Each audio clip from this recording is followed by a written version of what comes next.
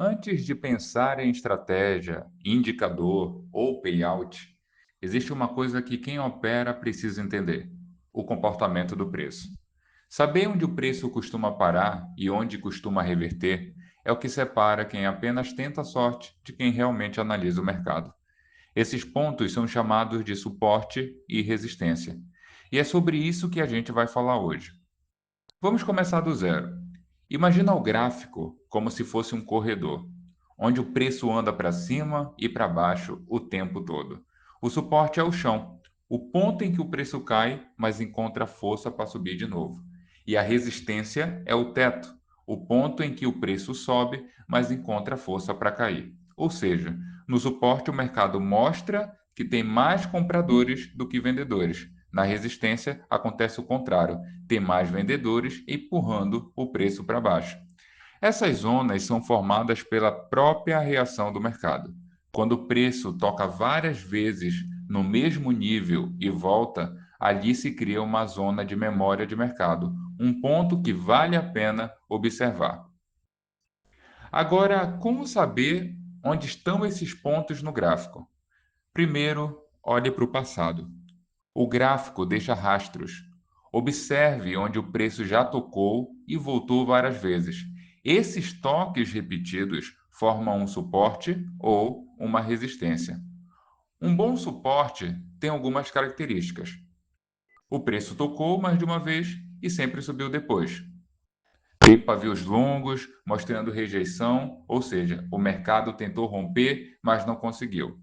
O movimento seguinte foi forte, o que confirma que ali havia muita força compradora.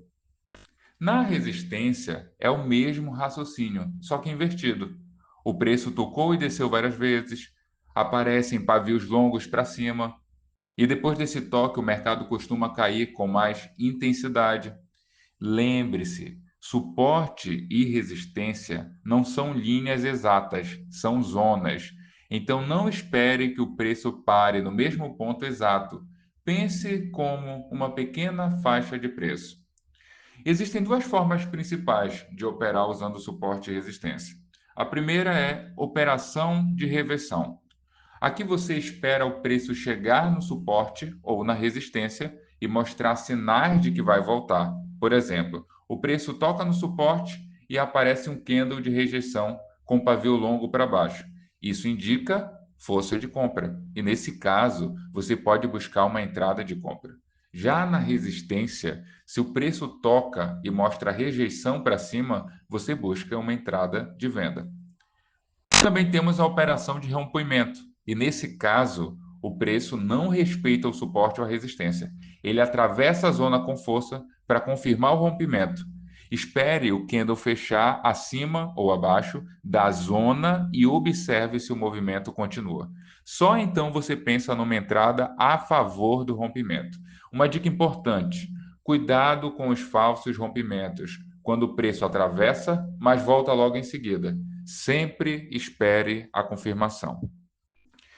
Tem três erros que quase todo iniciante comete. Primeiro, operar no meio do gráfico, longe de zonas importantes. Qual é o resultado disso? Entra sem contexto, sem direção e acaba tomando loss sem entender o motivo. Segundo, traçar suporte e resistência demais. Isso deixa o gráfico confuso e tira sua clareza. Trace apenas os pontos realmente relevantes, os que o preço respeitou várias vezes. E terceiro, entrar sem confirmação. Mesmo que o preço toque na zona, espere um sinal claro, pavio, candle de rejeição ou padrão de reversão. Entrar só porque chegou perto é um erro clássico. Suporte e resistência são a base da leitura de preço. Antes de pensar em estratégia, aprenda a enxergar essas zonas com calma. Elas mostram onde o mercado já tomou decisão e provavelmente vai tomar de novo. Então, toda vez que abrir o gráfico, pergunte a si mesmo: onde o preço pode parar? Onde ele pode reagir? Com o tempo, você vai perceber que o gráfico começou a fazer sentido. E quando o gráfico começa a fazer sentido, o trade deixa de ser sorte e vira leitura.